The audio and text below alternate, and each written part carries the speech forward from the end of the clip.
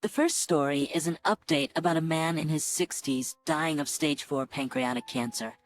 He caught his wife cheating with his business partner. The parts 1, 2, 3, and 4 are described below. In update 5, I discovered the affair when I came home early to tell her about my diagnosis. As Mike Tyson said, everyone has a plan until they get punched in the mouth. Yes, every plan does not go exactly as you envision. Mine is not exempt from this reality. Let me take a moment to explain my plan to you. Jane and I have a weekly date night, and we usually go to the same restaurant. We even have a regular table there. It's in the back, still public but away from the high energy near the bar. I decided that this would be the place to confront her. My plan was to do it after dessert. I made reservations for my lawyer and his wife at the same time. I gave our server the payment for both of our parties' meals before we began. She has been our server for years. I had Carol on call to help Jane after I leave. My plan was to end the meal with a conversation about our relationship. I wanted to record it, then I would confront her. Tell her about how I found out my diagnosis and my plan for what I want. I would also give her a letter asking her to not contact me or my family or come to the farm. I would have the letter witnessed. I would also leave her a briefcase full of evidence, along with the divorce papers. Then I would get up and walk away. I expected her not to make a scene to protect her social status. I did record the conversation. She gushed about how great our relationship has been over the years. She talked about how great we are as a team. I asked her if I treat her right, have ever abused her, etc.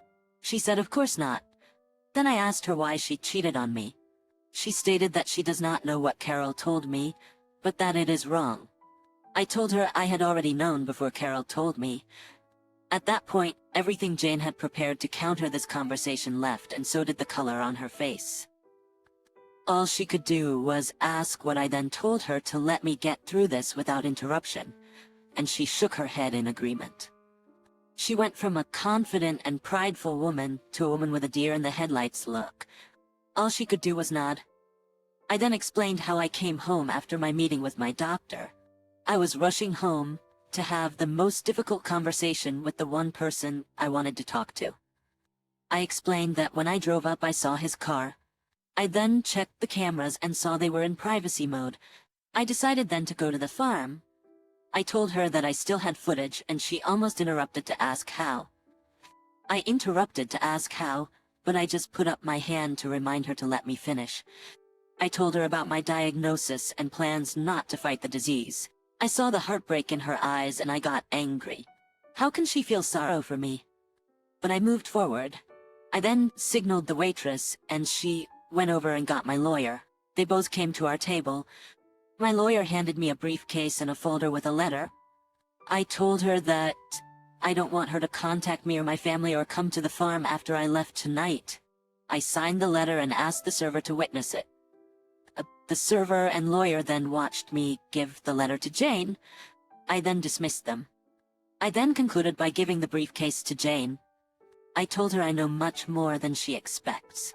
I was totally destroyed. That there are divorce papers in there already signed by me, and she can sign them and start the divorce proceedings. I told her I don't expect to survive a contested divorce. That as long as I am alive, she can stay at the home in town. I will be at the farm. I will not see her after tonight. I don't want to hear any excuses. I have called Carol to help her get home. In true fashion, Jane kept her composure in public. She just uttered a quick but, and I reminded her that I am leaving, and I am done. I went to the server and gave her a generous tip, found the owner, and apologized for not giving him a heads up. As I was leaving, I saw my son at the door with Carol. Carol passed me with a quick smile, then a look of concern in her eyes for Jane. My son grabbed my truck and his wife drove me to the farm. My son and his wife stayed with me Friday night. I finally got them to go home at midnight. I went to sleep with a great sense of relief, but also with a renewed feeling of loss. However, I was able to accomplish the task I needed to do. The family came to the farm on Saturday to make sure I was okay. I felt a bit coddled, but it was a good day until Carol came by in the afternoon.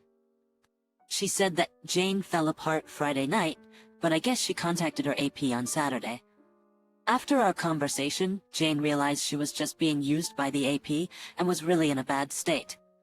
Carol made sure to tell me that Jane did not ask her to reach out to me, but she feels that if I could talk with Jane for a bit, it could give her the strength to keep her out of my life. Carol knows how to frame her requests. I reluctantly agreed to a 2-hour discussion at the farm with Jane. I would have someone there for me, and Jane could choose someone to be there for her. We had a civil conversation. I did not accept being blamed, minimized, or having the blame shifted onto me. The purpose of the meeting was for her to get answers on how to move forward. The meeting happened this morning. Jane picked Carol, and I chose my daughter. I wanted it to be as comfortable for Jane as possible, so we wouldn't have to repeat this again. I entered the meeting with a steadfast direction and goal of having Jane out of my life. The meeting went as expected. Jane cried, apologized, and tried to minimize the affair. I was not having any of it. I laid out that she would have a place to live until my death. Then the decision about the house would be left to the trustees. I explained that she would not receive anything from my estate or the trust. However, she has her 6-figure pension and trust, so she will be just fine. I have to rant about something, she said. Why won't you fight for me or us?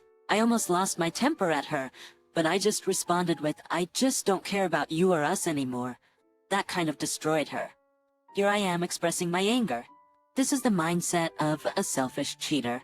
All they think about is themselves. Even after destroying someone, they expect to have enough value in that person's eyes to fight for. Forget that. I wasn't worth fighting for against her desires or greed. Forget her.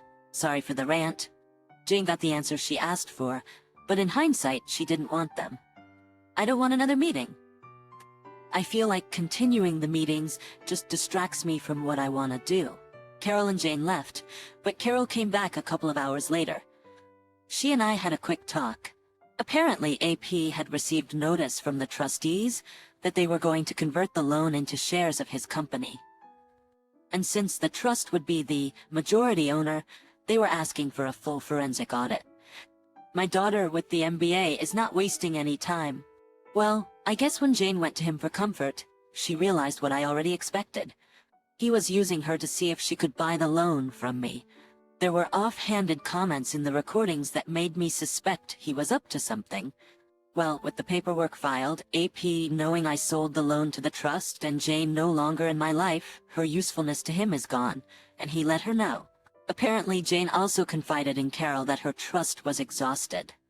She would only have the income from her pension. She saw life with AP as more glamorous than with me. She truly thought his net worth was more than mine. He drives nice cars, eats in fancy restaurants, flies us first class, while my husband played on his farm, drove an old truck, and we flew in economy class. She was planning on divorcing me when he expressed his undying love and desire to marry her. It disgusts me that she is this greedy and shallow. I won't see it, but I expect my family will tell her how much I was worth after my death. I am so glad that her true colors were shown now, so I could deal with her and spare my family from her. Then Carol did something that was totally unexpected, and threw me off guard. She told me that since I am no longer encumbered, if I need companionship, to give her a call. I challenged her and asked why. With my diagnosis, would she or any woman want to spend time with me? There is nothing long-term, she responded.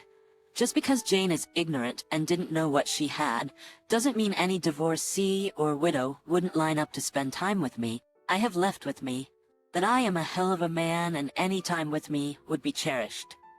And I would have quite a few lady callers lining up, and she might as well be first in line. I asked her, but most won't know Jane and I are separated. She said Jane does not want the social groups to know, but that she and Sarah will make sure her story is out. I was polite and told her I would let her know. She smiled and gave me a kiss on the cheek. I thought about it after she left, but I am pretty sure I do not want that complication in my life right now. I have left quite a bit out, but those are the highlights. I'm doing okay. It has been a roller coaster. I need a few days of peace and quiet. The social groups will know soon, both about the breakup of my marriage and my diagnosis. I will now have an endless stream of people wishing me well. I knew I could not delay it forever. But I don't want to be treated differently. However, life is what it is. Time to start dinner and relax this evening. Again, thank you all for your support. I will try to go back and respond to all of your messages. They mean so much to me. I confronted Jane, and the aftermath. Reader comment, I was waiting for this update all day.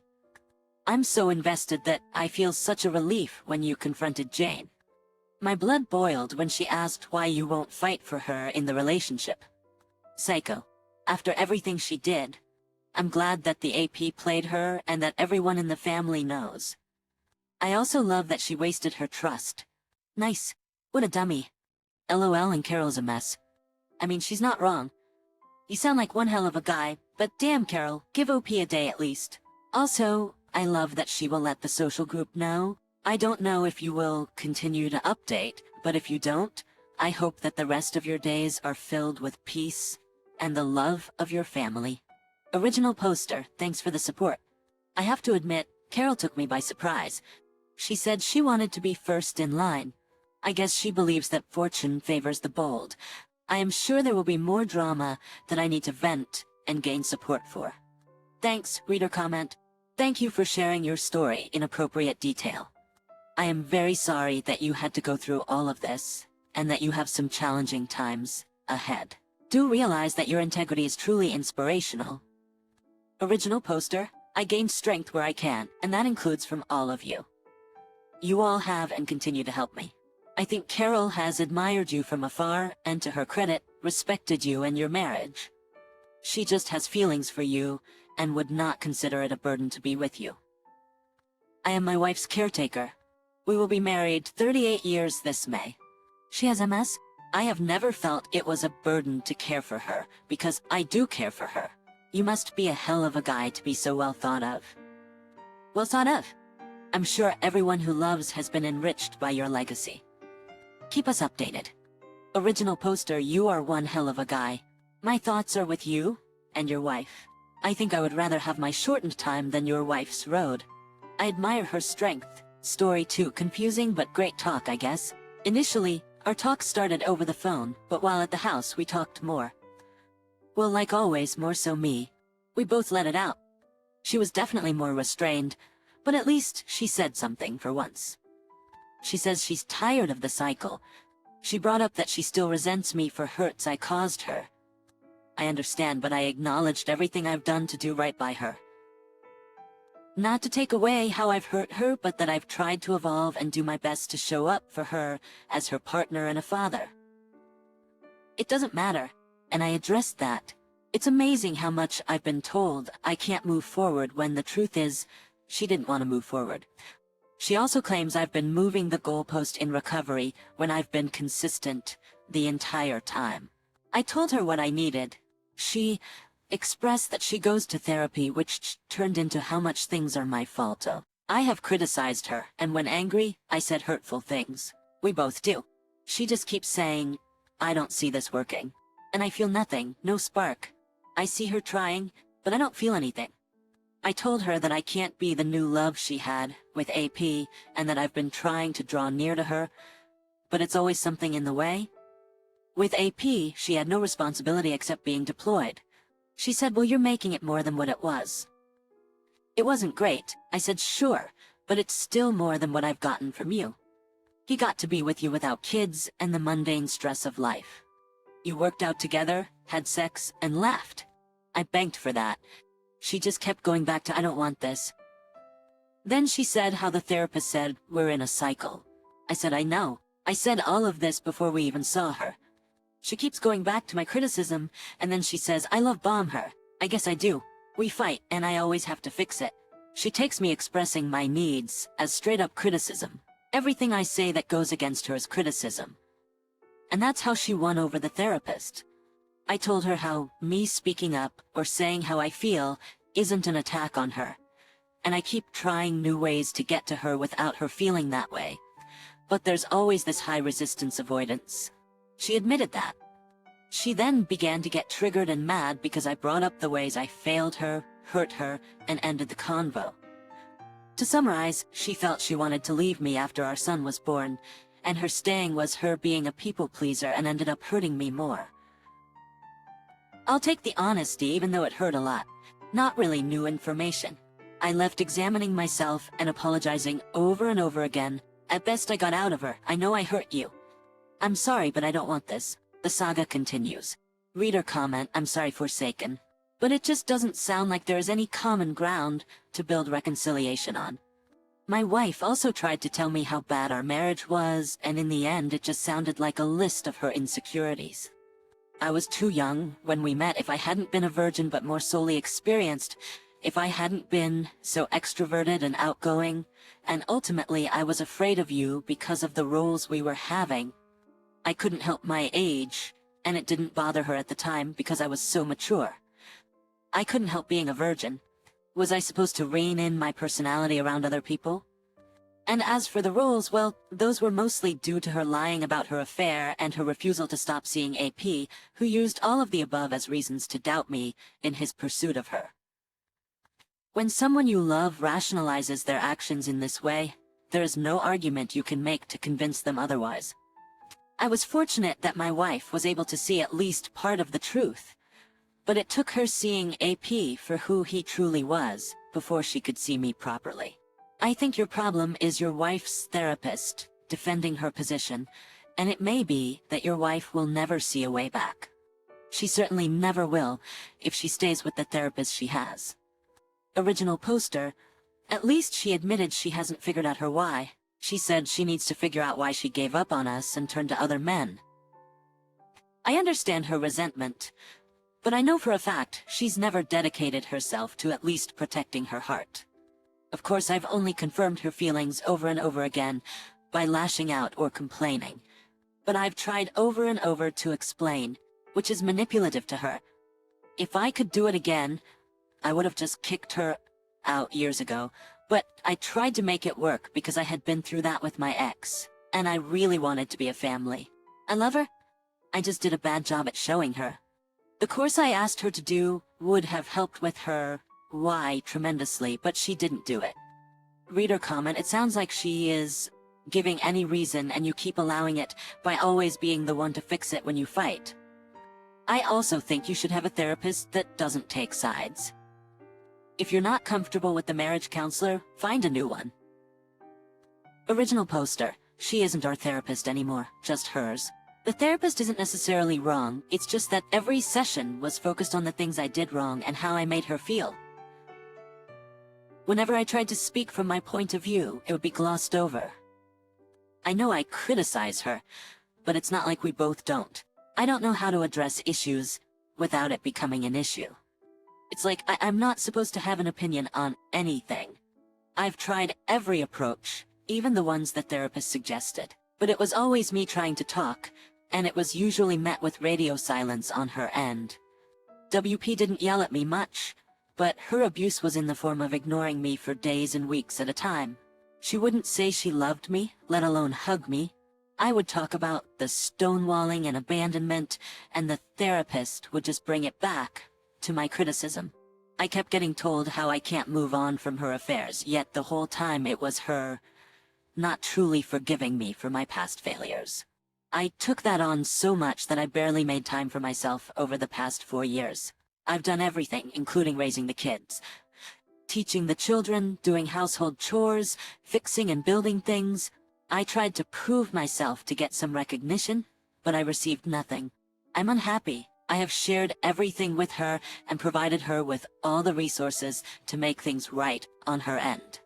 I gave her books and courses, but she only read the parts that pertained to her betrayal. She refused to take a course and made me feel guilty for questioning her.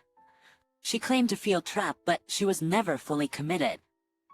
She always had one foot out the door. It was her who asked me to move into the house, and our conflicts always revolved around her desires versus my opinions.